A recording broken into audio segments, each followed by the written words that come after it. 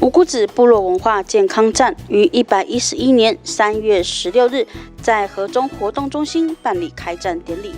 协会理事长李新明、太鲁阁族群委员吴雅文、修林乡长王玫瑰、代表王哲远、陈美莲、连一龙、代理村长林嘉文及部落主席王清高皆一同到场参与活动。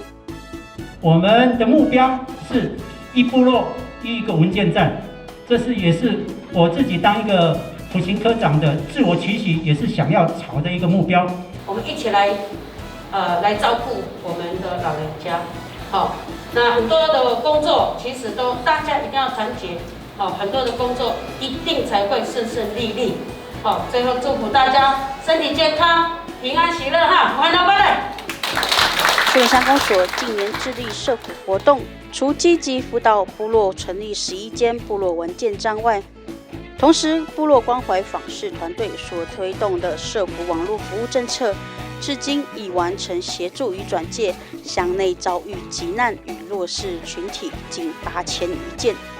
同时，每年皆开设长照服务课程，一系列的社福政策就是要提升本乡的社福照护系统，提供部落长者最优质的社照环境。而后本所仍会持续辅导与协助各部落社团组织，朝向一部落一文件站的目标迈进。树林乡公所李宣主报道。